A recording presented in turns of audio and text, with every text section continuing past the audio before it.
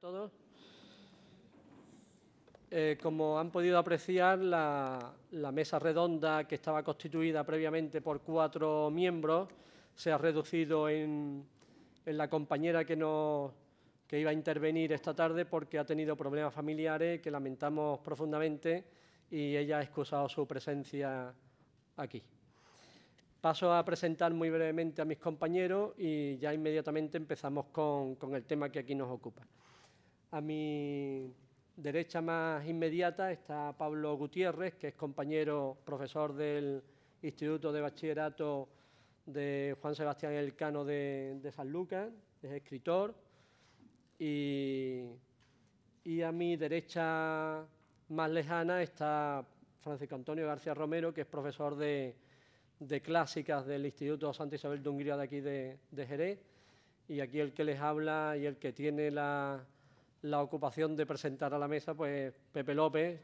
No me gusta que me llamen José López Romero, no estoy acostumbrado a ello. Y soy profesor de Lengua y Literatura del Instituto Padre Luis Colón. Pues nada, sin más preámbulo, porque ya la cosa empieza a ser un poco urgente, le paso la palabra a Pablo, que va a intervenir. Hola, buenas tardes.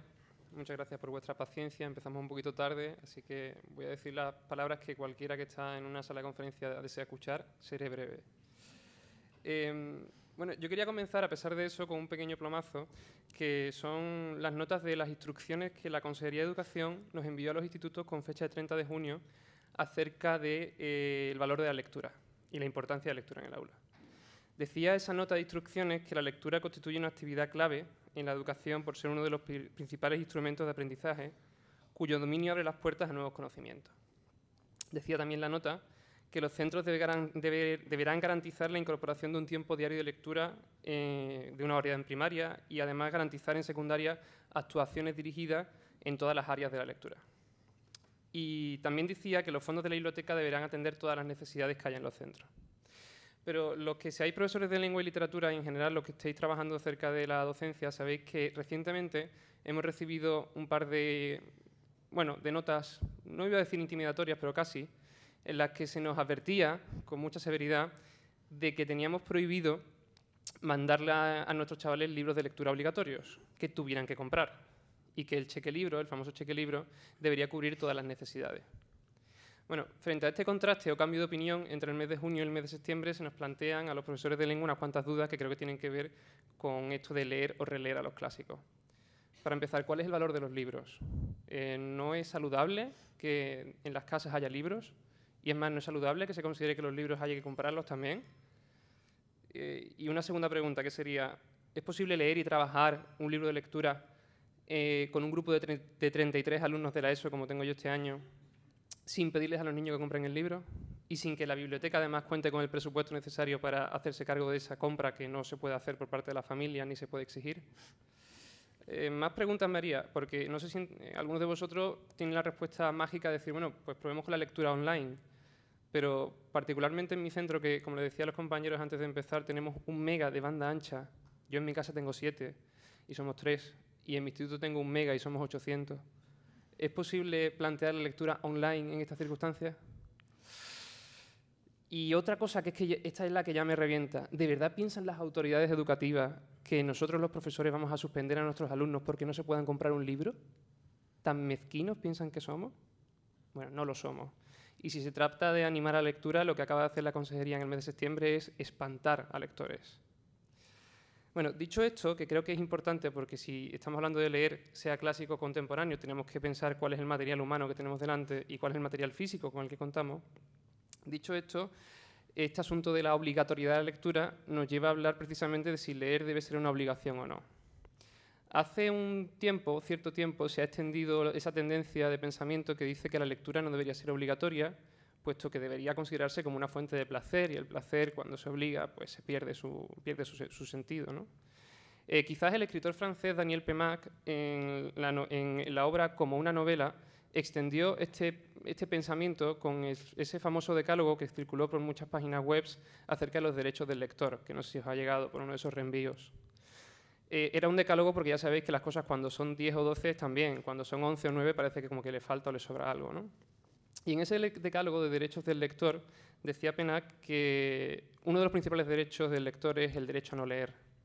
Y también el derecho a saltarse páginas, a releer un libro, a no terminarlo y a leer cualquier cosa, con independencia de lo que le manden. Bueno, con permiso para Daniel Pennac, esto a mí me parece una solemne tontería, puesto que la lectura, por supuesto, debe ser obligatoria en las aulas, igual que en la física y química, o las matemáticas, o la educación física. Nadie se plantearía que un chaval tuviera la posibilidad de elegir cuál de las ecuaciones de segundo grado le gusta más. Pues igual tampoco deberíamos plantearnos que un chaval tuviera la oportunidad de decidir cuál es su currículo en el sentido de la lectura. La lectura debe ser obligatoria, igual que el cálculo matemático o, como decía, la educación física, porque no solamente es una fuente de placer, hay que acercar a los alumnos a ello como fuente de placer, sino que especialmente es una fuente de conocimiento y un aprendizaje. En definitiva, que como los profesores de lengua tenemos este difícil encargo de hacer leer por obligación, pero sin el material necesario para hacerlo, plantearnos qué vamos a leer resulta aún más arriesgado. Y ya que estamos jugando con el riesgo, pues vamos a plantearnos por qué no leer a los clásicos en el aula. Claro, sin espantar lectores, porque no se trata de que huyan, sino más bien de inocular el virus de la lectura, a ser posible entre ellos. Bueno, ¿por qué elegir los clásicos? Es la pregunta. Pues, fijaros, si bien la nueva pedagogía nos trata de enseñar que el aprendizaje es el desarrollo de competencia, yo también creo que el aprendizaje es aprender a reconocer y a tener referentes y a relacionar unos referentes con los otros. Yo tengo la suerte de tener unos buenos alumnos de segundo de bachillerato que cuando se plantean el comentario crítico de cara a la selectividad generalmente comprenden los textos y generalmente saben redactar una opinión propia. El problema es que no la tienen. No es que no sepan hacerlo, sino que no la tienen. Y no la tienen no porque sean imbéciles, sino porque les faltan referentes. En ese sentido, donde los clásicos creo que pueden aportar mayor valor en el aula. Los clásicos aportan referentes porque por tradición, por herencia, simplemente por antigüedad, están embebidos de diferentes valores culturales. Y lo que necesitan nuestros chavales para ser capaces de relacionar ideas, que es algo que no saben hacer las máquinas, sino solo los seres humanos, son referentes. Es decir, no un ordenador por persona, sino más bien la capacidad de acercarse a los referentes y, por tanto, alguien que medie entre los referentes y los alumnos. Bueno, dicho esto, también podríamos llegar a la siguiente pregunta, que es ¿qué es un clásico? Ya que hemos decidido acercar a los alumnos a los clásicos, ¿qué es un clásico? Y supongo que los diferentes ponentes que participen en este congreso discutirán mucho acerca de los límites de qué es un clásico o no. Porque, por ejemplo, también es evidente que para un bachiller del siglo XVII, pongamos por el caso Sansón Carrasco, leer clásicos resultaba bastante más sencillo que para nosotros. Sus clásicos estaban delimitados por el tiempo y con leer Plauto, Terencio, qué sé yo, Virgilio, ya era más que suficiente. Y si quería leer a Safo o a Catulo, aparte de ser un guarrete, por lo pronto era una excentricidad. A nosotros el tiempo va en contra de nosotros, sin duda, porque los clásicos se nos van acumulando. ¿Qué es un clásico? ¿Bradbury es un clásico? ¿Celín es un clásico? ¿Cortázar no es un clásico ya? Una noticia esta semana, espeluznante. Javier Marías ha sido integrado dentro de la prestigiosa lista de la editorial Penguin y ya forma parte de los Modern Classics. ¡Wow! ¿Javier Marías es un clásico? Bueno, pues entonces tenemos que cambiar nuestro concepto de clásico en ese caso, ¿no? Y probablemente lo que pasa es que pensamos en clásico como en algo antiguo cuando no es del todo así. Yo creo que podemos establecer como clásico otra cosa diferente. Y en vez de releer a los clásicos, podríamos hablar de releer el canon. ¿Qué es eso de lo que estamos hablando? Del canon. Una palabra, por cierto, ya que hemos nombrado a Marías, tan británica, en ese sentido, ¿no? De lo que estamos hablando es de cómo acercamos el canon, no tanto la antigüedad, a los alumnos. Porque Becker forma parte del canon. Cecilia Bolde-Faber, aunque comparte siglo, no forma parte del canon. No es un clásico, es una rareza. Rubén Darío es canon. Alejandro Saba es una rareza. Antonio Machado es canon. Y su hermano Manuel Machado no es canon. Manuel Machado era un traidor y otras cosas más, mucho peores que esa. En definitiva, que estamos hablando de definir el canon literario. Y bueno, para eso tendríamos que hacer otro congreso probablemente para definir el canon literario. A mí me vale una definición de canon literario bastante práctica. El canon literario es el índice de un libro de texto. Yo creo que es lo más práctico para definir. Es decir, lo que establecen otros, no tú. Porque el canon te viene impuesto, necesariamente. Se impone desde la preceptiva y desde el estudio universitario probablemente, pero eso tampoco nos interesa ahora discutirlo. Bueno, una vez que ya sabemos lo que tenemos que leer, que es el canon, surge la siguiente pregunta. ¿Texto original o texto adaptado? ¿Tenemos derecho los profesores de lengua a hurtarles a nuestros alumnos la belleza del texto original? No solo tenemos derecho, tenemos la obligación de hacerlo. Porque en el primer curso de Lingüística General nos enseñaron que la lengua es un sistema mutable, que cambia con el tiempo. Y nosotros sabemos que la ortografía, las conjugaciones verbales, la semántica, todo cambia. Por tanto, acercar a los alumnos al texto original es la mejor manera de que los alumnos salgan huyendo. En definitiva, adaptaciones. Adaptaciones, además, que tienen una gran ventaja. La gran ventaja de trabajar con clásicos en el aula y con adaptaciones de clásicos, que es por lo que yo abogo aquí en este ratito, es que los clásicos no tienen abogados, ni tienen herederos, ni tienen marías codamas que nos vayan a perseguir. Así que podemos hacer con ellos lo que nos dé la gana. Podemos martirizarlos tanto como queramos, podemos convertirlos en lo que queramos. Incluso podemos atrevernos a hacer nuestras propias adaptaciones sobre los clásicos.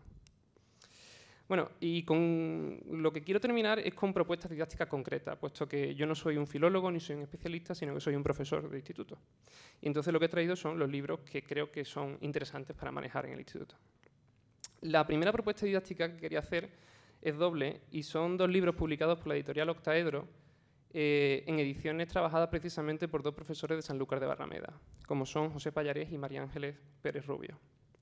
Los libros son Historia de la Abencerraje y la hermosa Jarifa y La leyenda del rey Don Rodrigo. Los 2 provienen de diferentes textos y refundiciones, no tienen un texto original claro, sino que provienen, como digo, de diferentes leyendas, textos, refundiciones, novelas falsamente llamadas moriscas, etc. El Abencerraje, que lo tengo por aquí, por si alguien lo quiere ver, el Abencerraje es una narración fronteriza, se especifica precisamente en el estudio preliminar que no es una narración morisca, tal y como también los libros de texto nos enseñaron, pero es una narración que permite confrontar fácilmente los valores de la tolerancia de culturas, de la mezcla de culturas, y precisamente esos valores culturales son de los que hablábamos cuando decía que necesitamos referentes. Y este pequeño librito lo aporta. Pequeño librito por sus páginas, pero grande por la densidad de su discurso y dentro de eso por la facilidad con la que puede ser leído por un alumno fácil de tercero de la ESO. El siguiente libro, La leyenda del rey Don Rodrigo, es lo que nos propicia, bueno, cuenta básicamente la invasión musulmana y lo que propicia, además de una serie de elementos mágicos, es trabajar conjuntamente con el área de sociales. Y eso ya sabéis que eso del currículum integrado es una cosa pues como que se nos va pidiendo cada vez más, así que resulta en este caso muy útil para trabajar en el área de sociales. Y esto, aunque parezca mentira también y por el título suene tan lejano, entra también fácil en un segundo de la ESO buenecito y desde luego en un tercero. La siguiente propuesta que quería haceros es una adaptación teatral de La vida sueño, que en principio nos parece lo más imposible para leer con los alumnos. Bueno, pues Ricardo Gómez, para la editorial SM, ha hecho una adaptación de La vida sueño que a mí me parece formidable. Formidable en cuanto al texto, que está muy trabajado y muy cambiado, pero eso no debería asustarnos porque cualquier adaptación teatral hace eso, modificar el texto, por tanto es igual de válido también a la hora de leerlo. Y formidable también por un cuaderno de actividades que trae con un diseño fabuloso en el sentido de la maquetación y también de la propia configuración de las actividades. Esto por aquí. Y ya el resto de propuestas quería hacerlas más bien pensando en posibles editores o gente que tenga ganas de editar libros y que se encuentre por aquí y quiera hacer cosas que en España no se hacen, pero que sí se hacen en el extranjero. Por ejemplo, mi favorita, Romeo y Julieta versión manga. Es maravilloso, es un cómic fantástico, muy bien editado, muy bien dibujado además, y que además refleja Romeo y Julieta a la perfección. A la perfección. Y otra edición que a mí me interesa mucho, esto está publicado por Spark Notes y se titula literalmente, traduciendo, Shakespeare sin miedo. Están las obras completas de Shakespeare, esta es la noche número 12, y es una versión bilingüe, vamos a llamarlo así, aunque los 2 textos estén en inglés. Porque en una página tenemos el texto original y en la otra tenemos el texto adaptado, justo al lado. Y resulta muy cómodo y muy práctico. Este No Fear Shakespeare es muy recomendable también. Y lo último, con lo que ya termino y me callo, lo prometo, es recordar acerca precisamente, antes lo mencionaba de soslayo, del caso de Fernández Mayo y su remake, del que habéis oído hablar probablemente, pues del artículo que publicó Benjamín Prado en El País acerca de ese caso, yo me quedé con un par de títulos que me interesaron especialmente. Hablaba Benjamín Prado que la editorial Queer Classics publicaba de hace unos años una mezcla de clásico y literatura basura, podríamos llamarle literatura pulp o algo parecido, y que en España la editorial Umbriel ha tomado algunos de esos títulos. Un par de ejemplos para que os hagáis una idea. Entre el catálogo de Umbriel se encuentran Sentido y sensibilidad y monstruos marinos, todos juntos, y Orgullo y prejuicio más zombies. Bueno, a mí me parece refrescante, interesante y, por supuesto, tan irrespetuoso que me resulta también muy atractivo. Después de todo, se trata de eso. Después de todo, se trata de revitalizar una especie de literatura zombie, que es lo que yo vengo a reivindicar aquí, la literatura zombie. Es decir, literatura de muertos vivientes, que son nuestros clásicos, a los que los profesores debemos intentar hacer andar con un porte gracioso por nuestras aulas. O sea que vengan los zombies a nuestras aulas. Y esa era mi intervención. Muy bien.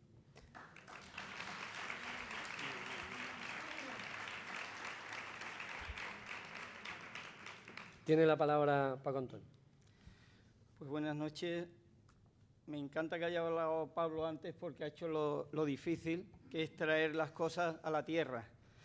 Estaba recordando mientras hablaba un verso de las aves de Aristófanes, donde dice qué bello es echar alas para irse arriba y construir una ciudad en las nubes. Entonces yo, como buen filólogo clásico, me voy a ir un poco a las nubes. Y quiero relacionar algo de lo que es clásico y lo que es humano. Era mi idea de hoy para no pisarnos. Cuando uno en su modestia ha querido saber lo que es un clásico y por qué hay que leer a los clásicos, pues ha echado mano es verdad que hay mucho escrito, ¿no? Como prácticamente todo, pero os quiero subrayar 4 cosas que yo he leído fundamentalmente, y no por orden de prelación ninguna, sino por la que he apuntado aquí. Una es la de Italo Calvino, que se llama ¿Por qué leer a los clásicos? Está traducido ya en 1992, la obra es anterior, está traducida al español. ¿Por qué leer a los clásicos? Borges tiene una reunión de obras que se llama Otras Inquisiciones, se llama un artículo que se llama Sobre los clásicos, y es del 76, de 1976. Aquí es donde dice esa cosa tan curiosa de que los clásicos son esos que se citan pero que no se leen y que no lo son tanto por sus méritos, curiosamente dice él, como por, textualmente, el fervor y la misteriosa lealtad de las generaciones humanas. Sí, una especie de misterio que nos lleva a los clásicos. Bueno, no sé, cada uno puede estar de acuerdo o no, ¿no? Después, un artículo muy esclarecedor de José Solís, que nos acompaña hoy. Yo tengo esta manía de citar la revista Trivium, pues en Trivium se publicó en el año 94 un artículo suyo que se llama Los clásicos y la lectura, donde queda también bastante claro lo que era un clásico y cómo se entendía clásico tanto en la antigüedad como hoy. Y por último, lo cité hoy por la mañana presentando a García Gual, pues una recopilación de artículos que él tiene que se llama Sobre el descrédito de la literatura y otros avisos humanistas, que les recomiendo vivamente, vivísimamente.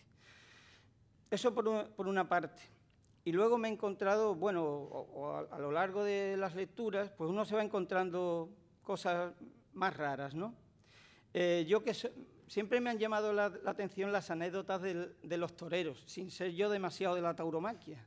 Pero ya saben ustedes que se cita esto del Guerra con Ortega y Gasset, ¿no? Hay gente pató y todo esto. Bueno, pues Rafael Gómez Ortega, el gallo, una vez le preguntaron qué era clásico, qué era un toreo clásico. Y él, yo lo voy a decir en modalidad andaluza para que me entienda toda España. Clásico es lo que no se puede hacer mejor, dijo él. Y yo, visto así, yo creo que la definición es muy exacta. Y también recuerdo la antigua editorial Bruguera, la que yo tengo bastantes libros porque sus traducciones de grecolatinas eran extraordinarias, que en la contraportada ponía la definición de la Real Academia de Clásico. Y más o menos sigue estando esa definición. Y más o menos venía a decir que era el modelo digno de imitación en cualquier literatura o arte. Es decir, que de lo mejor, lo que no se puede hacer mejor, pues lógicamente es algo digno de imitación. Yo creo tener medio claro por estos 3 detallitos lo que es un clásico. Esto, claro, se puede decir aquí, donde los que oyen están muy a favor del que está hablando, porque todos somos filólogos, pero no somos filólogos por título. Simplemente somos filólogos porque, como decía el lexicógrafo Frínico, ¿no?, da la definición de filólogo en su léxico. Y dice, filólogos, ho filón logus kai espudat son peripaideian. Y dice, lógicamente, un señor que ama las palabras, la literatura, y se preocupa vivamente por educar. Yo creo una traducción fiel. Por tanto, todos somos filólogos, si no, no estaríamos aquí. A todos nos gusta la literatura y creemos que esa literatura clásica sirve para educar. Por tanto, insisto, yo creo que sí que somos filólogos, Pablo, pero bueno. Eso por una parte, yo tampoco voy a ser nada extenso. Luego, ¿cómo convencer a los chavales de que esto hay que hacerlo? Hombre, pues uno siempre puede recurrir a las grandes autoridades. Tengo un artículo antiguo de don Manuel Fernández Galiano que ya en los años 60 se veía en la necesidad de defender las clásicas. Ahí queda eso, ¿eh? Y él decía, hay 3 elementos fundamentales para defenderlas en el aula. Manuel Fernández Galiano fue de instituto y después de universidad. Y decía, una es los razonamientos, es decir, intentar convencer al chaval de que esto sirve. Y se razona porque nos ordena la mente, porque sabemos, no sé, que la sintaxis estructura la cabeza, etcétera. Pero decía él, pero resulta que esto también lo puede conseguir estudiar alemán, dice él en concreto, o jugar al ajedrez. Entonces, ¿qué más tengo que apuntarle al chico? Y él decía en concreto estas 2 cosas. Una, el ejemplo ilusionado. A mí eso me ha llamado mucho la atención. Aquí hay muchos profesores y yo creo que nosotros damos el ejemplo ilusionado de que esto les va a servir a los chicos para algo. Y lo otro era la convicción propia. Eso en concreto. Es decir, que el chaval vea que estamos convencidos del ejemplo que estamos dando. Eso no es nada fácil, pero también me ha llamado mucho la atención siempre, ¿no? Se puede recurrir efectivamente a decir con Zubiri que los griegos no son nuestros clásicos, somos nosotros los griegos, decía, o con el gran Vernant, los griegos, los clásicos son la base de la cultura occidental, esto estaremos cansados de decirlo y de repetirlo, o el gran Curtius, ¿no?, en la literatura europea y Edad Media Latina que Pepe se sabe de memoria, pues la cultura romana a través del medievo latino forma un continuum con la cultura europea. Hombre, pues son nombres de peso, pero les llega a los chavales. Desde luego esto que estamos haciendo lo hicieron ya los griegos. Ya sabéis que los griegos releen a sus clásicos desde época alejandrina.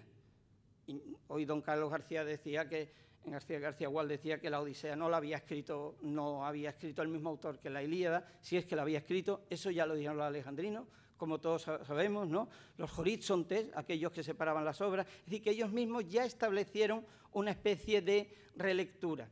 Y por otra parte, también sabéis que los propios alejandrinos establecen un canon que por otra parte ha influido decisivamente en la transmisión. Por ejemplo, el canon de los 9 poetas líricos. Y por eso nosotros conservamos a Simónide, o a Estisícoro, o a Íbico, y tenemos menos de otros autores, incluido, por ejemplo, Platón, que por lo visto era buen poeta, etcétera, ¿no? Y luego a mí siempre me ha llamado la atención un autor del que últimamente me he interesado, que es Basilio de Cesarea, un obispo, que cuando ya el imperio es prácticamente cristiano, principio del siglo IV, tiene que decirle a sus alumnos, que son cristianos, que tienen que leer a los clásicos. Y eso lo hace en una obrita que se llama Basilio, a los jóvenes, sobre si aprovecha la lectura de la literatura griega. Se llama prácticamente así. Y él lo que le dice a los chicos es que hay que leer a los clásicos, aunque sean paganos, aunque veneren a muchos dioses, aunque ellos sean cristianos, porque la metáfora ha sido muy empleada luego, tienen que coger la rosa sin las espinas, pero tienen que leer a los clásicos. Por tanto, esto que nosotros hemos hecho, lo ha hecho mucha gente antes, ¿no? Bien,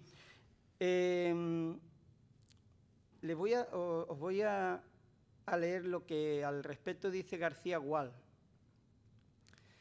El humanismo podemos poner aquí la literatura, la lectura de los clásicos, fue siempre un movimiento intelectual y espiritual ilusionado en mejorar el presente mediante la esforzada comprensión del mundo y mediante el choque entre lo antiguo y lo moderno. Hoy estamos lejos de cualquier humanismo. Vivimos una especie de baja edad media, muy tecnológica, pero bastante oscura. Yo estoy bastante de acuerdo con lo que él dice. Siempre también se puede recurrir en esto de las lecturas clásicas a que desde Pitágoras a Aristóteles, desde Horacio hasta Galeno, desde Quintiliano a Sócrates, pues en ese aspecto no hemos avanzado prácticamente nada, que los hombres seguimos siendo prácticamente los mismos. Hace poco que escribía yo una cosa sobre el manualito del candidato, que es del hermano de Cicerón, de Quinto Tulio Cicerón, que nos ha dejado un precioso manualito del candidato y que se puede aplicar hoy perfectamente a la campaña electoral. Bueno, pues para eso también sirven los clásicos, ¿verdad? Y aparte de lo que os he dicho, y voy a terminar ya, hay también un artículo en Estudios Clásicos, en la revista Estudios Clásicos del año 2000, del profesor Javier del Hoyo, en que defiende las humanidades y los clásicos, y lo hace de la siguiente manera. Él dice que hay una serie de aspectos que os voy a leer, en los que él dice, y algunos que he apuntado yo, que obran contra nosotros. El primero, él se queja del excesivo pedagogismo de las aulas actuales. También estoy de acuerdo con eso. Uno de los aspectos, la infravaloración de la memoria, de la capacidad memorística en los primeros estadios de la educación. El segundo, la disminución del trabajo personal a favor del colectivo. El tercero, menosprecio de lo humanístico a favor de lo técnico y de las ciencias positivas. El siguiente, la falta de creatividad. El siguiente, las mentes de los chicos de hoy muy receptivos, pero poco activas. Los chicos son muy receptivos, pero son poco activos, ¿no? Es lo que algunos han llamado la cultura del clic. Los chavales están acostumbrados a conseguirlo todo inmediatamente, ¿no? Después apunta esto del zapping, y él juega con las palabras esto de cómo el Homo sapiens ha pasado a ser el Homo sapiens, con el zapping del mando, ¿no? Luego el cultivo del mínimo esfuerzo, sobre todo tratándose de disciplinas, y en este caso de lecturas que exigen cierta dificultad, como antes hemos apuntado. La pérdida del afán de saber, antes se ha hecho alusión a esto, Aristóteles pone como principio del conocimiento el afán de la sabiduría, y lo hará luego Séneca, lo hará Sinesio y lo hará Ortega y Gasset, ¿no? Y él dice un poco cómicamente lo que algunos llaman el espíritu de consenso, y les leo literalmente, por el que siempre que alguien dice que 2 más 2 son 4, y algún tonto le responde que 2 más 2 son 6, pues salta un tercero abanderado del respeto y del diálogo y concluye que 2 más 2 son 5, y encima le aplauden su espíritu de tolerancia. Quizá, a lo mejor un poco exagerado, pero en clase se podría aplicar algunas veces, ¿no? ¿Qué aportan finalmente los clásicos? Ya digo, a partir del profesor Hoyo, ¿no? Un profesor antiguo de matemáticas decía que él no quería que sus alumnos supieran muchas matemáticas, sino que tuvieran la cabeza bien organizada y supieran pensar mejor. Probablemente también se trate de eso. Pues, dice él, la cultura, la lectura de los clásicos aporta una capacidad real de estructurar el pensamiento, una visión más global de los problemas que la que dan los estudios técnicos, el interés por lo humanístico y la lucha, por tanto, contra la deshumanización actual, el desarrollo del juicio crítico, eso estaremos de acuerdo todos, un muy notable aumento del vocabulario y de la propiedad de expresión, una mayor facilidad para aprender otras lenguas, no solo románicas, y un buen conocimiento de los orígenes y raíces de nuestra lengua, cultura, etcétera. Argumento que, por otra parte, repetimos con frecuencia. En medio de la vorágine, y termino, y del torbellino de estos tiempos modernos, los profesores, en general muy especial los de clásicas, tienen que enfrentarse a la terrible pregunta de ¿para qué sirve? Lo mismito le preguntó al matemático Euclides, ya a finales del siglo IV a.C., un alumno, cuando escuchaba sus lecciones de geometría y de teoremas. El gran Euclides llamó a un esclavo y le ordenó que le diera unas monedas a aquel alumno que necesitaba sacar un provecho inmediato de lo que estaba aprendiendo. Lo malo es que nuestros bolsillos no están para esas alegrías. Gracias.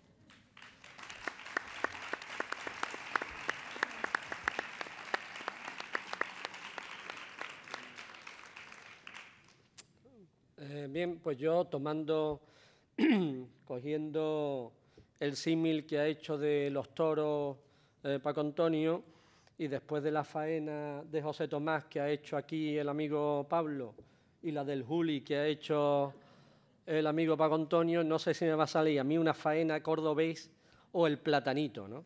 Y yo creo que algunos que tenemos una edad sabemos quién es el platanito. Bien, yo cambio de tercio, vuelvo un poco a las aulas que ha dejado Pablo, al sistema educativo en general. Y bueno, siempre, cada vez que acudimos a una estadística, cada vez que en las publicaciones al uso, pues vemos el informe PISA, las estadísticas, etcétera, etcétera, pues es evidente, ¿no?, que ni España está a la altura del nivel de lectura que tienen los países que les rodean, y no digamos Andalucía en comparación con las comunidades que también forman nuestro país. Estamos a la cola de nuestro país, y nuestro país a la cola de los países de nuestro entorno. Eso trae como consecuencia inmediata, ¿no?, la campaña política del fomento o de planes de fomento de la lectura, etcétera, etcétera. Es decir, no hay comunidad autónoma ya, no hay región que no tenga su plan de fomento de la lectura. Se gasta un dinero impresionante en fomentar la lectura en las aulas, en las ciudades, etcétera, etcétera. Con más buena voluntad que realmente éxito. ¿Y por qué buena voluntad, con más buena voluntad que éxito? Bueno, pues por una razón muy sencilla, porque yo creo que por lo menos en las aulas nos estamos equivocando normalmente mucho. Todos los días nos solemos equivocar muchísimo. Y sobre todo porque estamos aplicando unos programas de enseñanza que no tienen nada que ver, en absoluto nada que ver. Le estamos insistiendo a nuestros alumnos con unos planes de enseñanza, a los que aquí nos hemos hecho referencia, que nada tienen que ver con la realidad que el alumno vive ni en su casa, ni en la calle, ni siquiera en su propio entorno escolar. Es decir, la literatura ya prácticamente ha desaparecido. Yo no explico literatura, llevo años que no explico literatura, con dolor de mi corazón, pero no explico literatura en el aula. Y las lecturas se hacen, ya digo, con esa buena voluntad, pero con éxito dudoso, porque la elección ya es difícil, tenemos que acudir a los gustos de nuestro alumnado. El clásico, por supuesto, es muy difícil de digerir. Yo, a diferencia de Pablo, no estoy nada de acuerdo con edulcorar a los clásicos. Yo creo que los clásicos se tienen que impartir, si se imparte, con toda su crudeza, con toda su pureza. No me gusta utilizar ni antologías ni versiones modernizadas, y valoro muchísimo el mérito que tienen muchos de nuestros compañeros e investigadores en intentar acercar esas obras, ¿no?, que serían muy difíciles de estudiar y de leer en las aulas actualmente.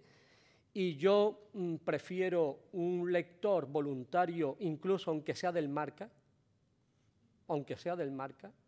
antes que un lector obligar a un lector a leer El Quijote por imperativo legal y quitarle las pocas ganas que ya el hombre tiene o la muchacha tiene de acercarse a un libro. Yo prefiero a un lector que empiece por lo básico, por el periódico del día, por el diario, que sea un lector informado, porque ese lector, cuando le inoculemos el virus de la lectura, del periódico pasará al libro y del libro terminará en el clásico. porque como decía Rosa Montero, y en este caso no tengo más remedio que darle la razón, los clásicos no son un punto de partida, sino una estación de llegada. No me interesa el lector de un clásico con 14, 15 años, esa época ya pasó. No nos podemos reflejar en nuestros alumnos. Fuimos producto de una generación ya absolutamente perdida. Aquellos que leíamos La Celestina con 15 años, con 14 años, eso ha desaparecido, no existe. Eso es ya, quizás lo encontremos en alguna cueva. Y ahora lo que se pide, lo que piden en las aulas es información, ordenador, una lectura sencilla, no muy complicada, que pueda digerir con tranquilidad, una especie de lectura puré, ¿no?, que se pueda perfectamente digerir.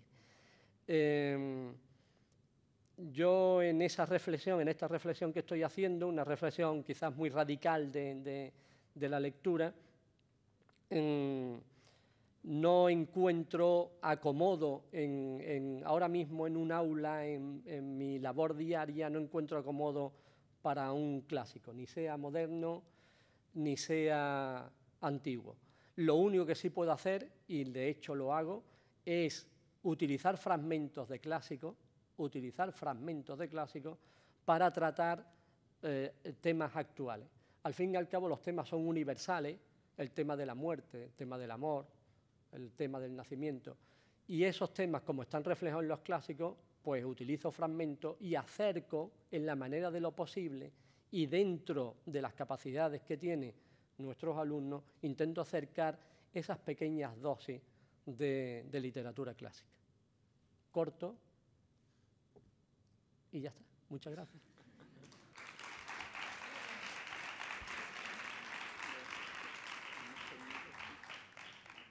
Pues nada, turno de preguntas, si queréis, intervenciones.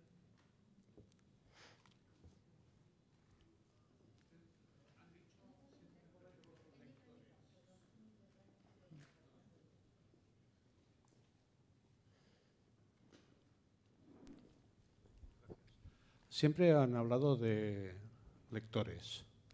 Yo veo que quien lee de verdad en este país, me refiero a este país, son lectoras, pero además en gran número. Sí, en mi caso era por economía del lenguaje. Yo lo veo así, Sí, sí. Pero, No, es indudable. O sea, No solamente el lector es un desaparecido. no solamente quien lee, sino quien compra libros. Que esa otra parte es muy importante. Quien compra libros son las mujeres, por supuesto. Vamos, en este caso tengo que acudir a una anécdota muy personal, y es que yo tengo un club de lectura en la Biblioteca Municipal de Jerez, ha inscrita unas 15 personas y todas son mujeres.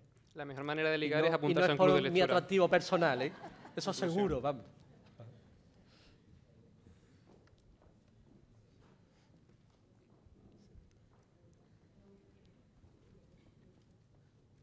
Bueno, también hacer alguna carrera de letras.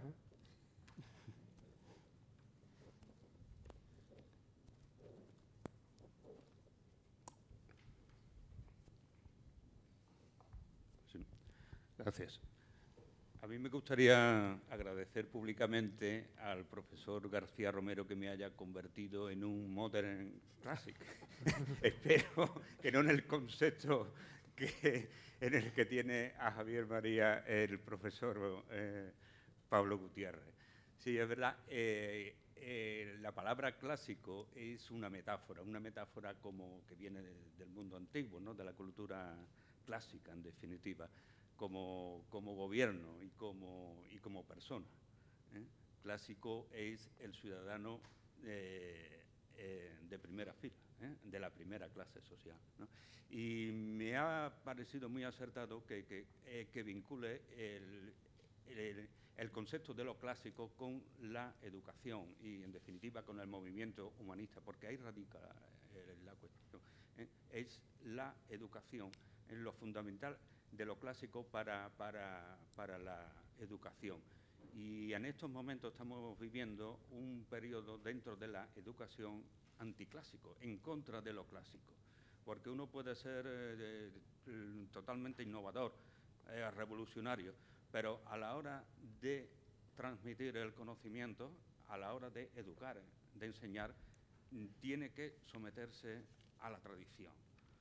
Tiene que dar geografía y no conocimiento del medio, y tiene que dar las materias de siempre.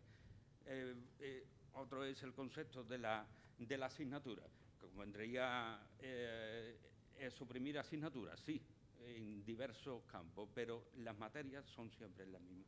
Y lo que no se da ahora son los clásicos, en definitiva, que son siempre vigentes, y por eso es tan acertado el título de este congreso, releer los clásicos. Los clásicos siempre se releen, aunque uno no los haya leído, hay alguien que lo ha leído, el profesor, el maestro. Y eso es lo que tiene que... El texto creo que es de Aulogelio, ¿no? El que dice classicus autor et assiduus, ¿no? Sí, precisamente, ¿tú sabes en un periodo arcaico. Eso es una palabra arcaica, clásico. Pero la idea de... Yo no la suelo... La cito, la he citado, pero tiene un puntito de clasista la definición, ¿no? Porque realmente le está diciendo autores de primera clase y exquisitos. Y claro, si vestimos a los clásicos de ese... Como solvente. Sí, solvente, asiduos. El que paga, el que paga el que paga su deuda. está sentado en un sitio y paga, efectivamente, es el asiduus. Pero sí, ya lo decía Aulogelio, o sea que... Sí, pero cuando comienza a difundirse en el concepto que nosotros lo tenemos, es decir, autores clásicos, ¿no?, referidos a los antiguos, ¿no?, también se utiliza el escritor proletario, que es lo contrario de clásico, el proletario. En la época del Renacimiento, en el entorno de Erasmo, ¿no?, de los humanistas.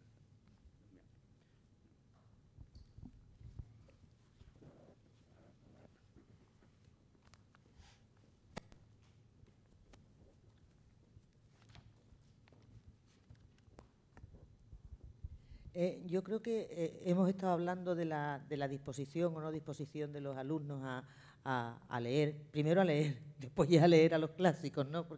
Pero yo creo que en eso los profesores tenéis también un grave hándicap, que es los padres y el ambiente en el que esos niños viven. Creo que tú decías, venimos de unas generaciones en las que si en la casa o bien se leía y había libros, o como mínimo había un respeto y se tenía la lectura y el conocimiento como un valor. Yo creo que eso es lo que ha cambiado radicalmente y lo que está influyendo mucho en ese rechazo y en esa actitud de los jóvenes. No sé si vosotros estaréis de acuerdo con eso o cómo lo veis ese tema. Mira, hace muy poco he manejado un texto para clase, haciendo referencia a lo que tú misma estás diciendo ahora. Es decir, el éxito y el fracaso escolar de muchos alumnos depende del ambiente familiar, en un índice, en una proporción muy elevada, muy elevada. Si está en el seno familiar, no solamente pudiente, sino que además culturalmente alto, el índice de éxito escolar de ese alumno es muy elevado. En cambio, en proporción inversa, aquellos senos familiares poco pudientes y con un nivel cultural muy bajo, pues el índice de fracaso es muy alto. Además, incluso hasta se hablaba en ese texto del número de hermanos que se tuviese en la familia. A más número de hermanos, más difícil tenía ese chaval, ese alumno, esa chavala, tener éxito escolar. Es evidente, está clarísimo, ¿no?, que precisamente eso, ¿no?, lo que estás diciendo, el seno familiar, la familia en otro tiempo, tenía una preocupación cultural por los niños que ahora pues lo vemos a diario, deja mucho que desear. Incluso hasta en familias pudientes, es decir, lo que llamamos normalmente una dejación en la responsabilidad de la educación del niño impresionante, muy alarmante.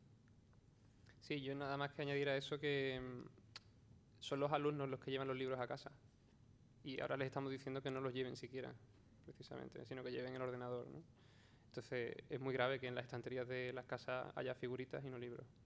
Y es cierto, es que las estanterías de las casas están quedando vacías, porque los padres de nuestros adolescentes, que ahora tienen 30, 40 años, ya no son tampoco la generación de la que estábamos hablando, son otra generación diferente. Es decir, no solamente es que nuestros alumnos sean una generación distinta, sino que sus padres ya también son una generación diferente.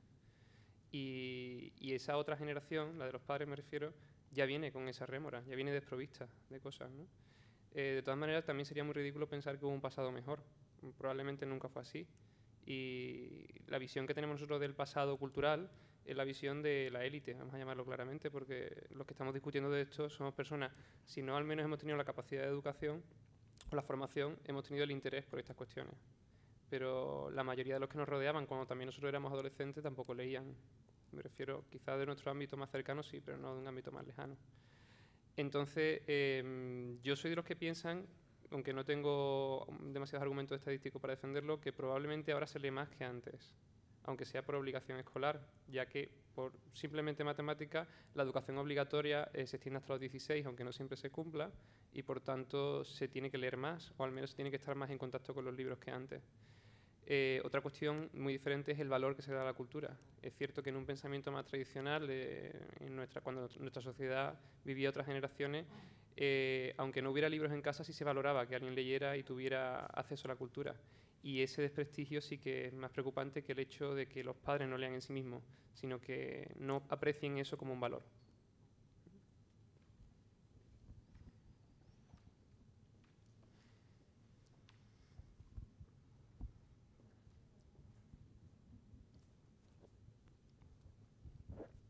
Voy a aprovechar ya que me ha dado pie don Pablo.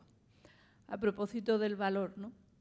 Yo he visto cómo en los últimos años han proliferado muchos clubes de lectura, mucha animación a la lectura, pero he visto, desgraciadamente, que detrás de eso el valor que había era económico. No había un valor humano, ni un valor de conocimiento, ni de sabiduría. Y lo digo porque mucha gente, precisamente también aquí en Jerez, he conocido que se han dedicado a hacer una animación a la lectura, entre comillas, pero para coger las subvenciones. Claro. Desgraciadamente, eso tiene que ver con el valor que damos a la vida y a lo que estamos viviendo cada uno, ¿no? Como vivimos, desgraciadamente, bajo el valor económico, todo esto deja de tener precio. Y a mí me satisfacía relativamente este año que la Fundación hubiese elegido este título, ¿no? Releer a los clásicos. Sobre todo porque pienso que necesitamos releer a los clásicos para recuperar el valor de la humanidad, que lo veo que cada vez está más perdido. No quiero ser negativa, pero me agrada mucho oíros a los tres, porque cada uno ha complementado su perspectiva, ¿no? Pero entre los tres lo que vemos es que necesitamos recuperar nuestra humanidad, porque está bastante perdida con tanta tecnología, con tanto precio, y hemos perdido el valor de la realidad. Muchas gracias por vuestra participación y por lo que habéis dicho.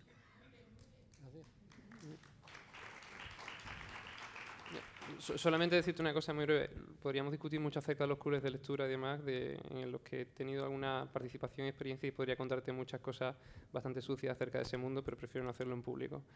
Pero acerca de lo que decías, tú acabas de hacer una relación que probablemente es la más sabia que se ha hecho, mucho más sabia de la que se ha hecho en esta mesa. Tú has relacionado humanismo con valores clásicos. Y es que precisamente el humanismo como movimiento histórico lo que vino fue a recuperar el valor de lo clásico.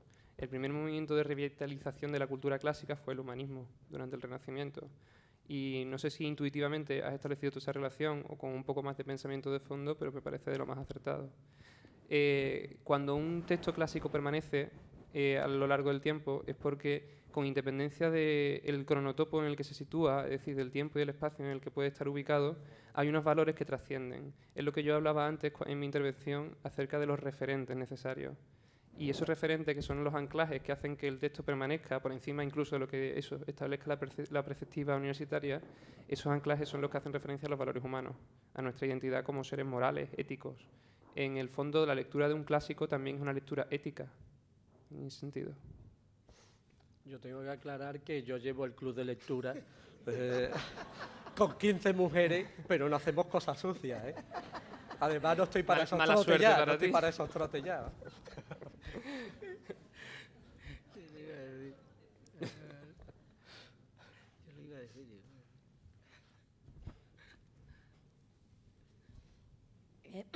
Quizá una buena manera, por ejemplo, de animar a la lectura a los jóvenes podría ser precisamente a través de los padres, que los padres también se tengan que leer esos libros, que sea una tarea para los alumnos, pero también para sus padres.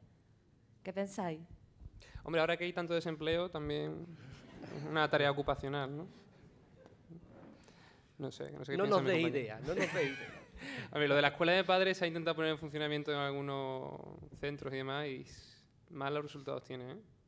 Malos resultados tiene. Te voy a contar una experiencia un poquito descorazonadora al respecto, ¿eh? Tengo un alumno bastante cafre que no quiere hacer nada, por supuesto, y que lleva 2 años en segundo de la ESO, y que su madre, para intentar convencerlo del valor de la educación, se matriculó en la educación de adultos y consiguió sacárselo con mucho esfuerzo, porque bueno, la madre llevaba muchísimo tiempo sin tocar un libro y demás, ¿no? Y la madre consiguió sacárselo, en fin, y se plantó delante de su hijo y le dijo: mira, tengo 45 años, me he sacado el graduado, tú tienes que hacerlo, tú puedes hacerlo, que eres joven. Y el chaval respondió: bueno, cuando sea ya mayor me lo sacaré. Por ahora quiero vivir la vida. Pero no, pero lo que tú dices tiene mucho sentido, claro.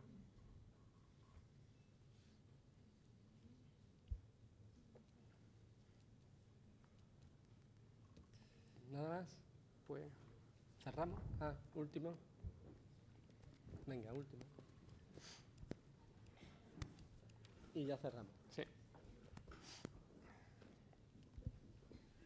Bueno, yo soy un alumno de segundo de bachillerato y estoy escuchando aquí mucho hablar de nosotros y quería dar un poco... Yo pensaba que no había ninguno, mierda. Lo han cogido. Bueno, quería comentar que hace unos pocos años nos hicieron leernos La Celestina. Y aunque algunos no la leímos, pude ver que varios de mis compañeros recurrieron a meterse en internet, la típica página, el Rincón del Vago, a mirar un poco de qué iba y ya para el examen, copiado todo prácticamente. Pero, sin embargo, ayer hicimos una encuesta y hay mucha gente que lee en mi clase. El Harry Potter se ha leído mucha gente, esta saga de Crepúsculo también. Entonces, da la sensación de que en los clásicos hay algo que bueno, no voy a utilizar la primera persona, pero que nos rehuye en general. Entonces, si hay tantos filólogos y profesores podrían dar su opinión sobre qué piensan de esta, podríamos decir, antítesis entre el clásico y el joven. Bueno, José María no es un alumno normal, se lo lee todo, entonces, pero yo siempre he pensado, aunque parezca una tontería, que deberíamos hacer anuncios en la televisión. De verdad, ¿eh? Y yo creo que se sacaría mucho fruto. Anunciar la lectura de los clásicos de alguna forma, una forma tan novedosa y tan explosiva como hacen hoy con cualquier coche. Y a mí me parece que eso de... Ahora, ¿quién gasta el dinero para el anuncio? Eso es otra cuestión. Pero de verdad que los medios creo que tienen tanto poder como para eso. Y a lo mejor se podía empezar por ahí. Por lo de mandar a los padres a leer primero, yo no me atrevería. Pero vamos, también es verdad que sería lo ideal. Lo que pasa que en mi caso, por ejemplo, en primero o segundo de bachillerato, yo tengo una chica que espera sus cumpleaños para pedirle a los padres un libro. Y Reyes o el cumpleaños, ¿no? Pero claro, si tiene que esperar a eso. Pero en fin, no, la verdad que no sé cómo, no sé si lo de los anuncios sería viable. Particularmente, ya que ha citado a Harry Potter, yo le tengo mucho agradecimiento a su autora porque enganchó a mi hijo en la lectura. Sí, mi hijo empezó con Harry Potter.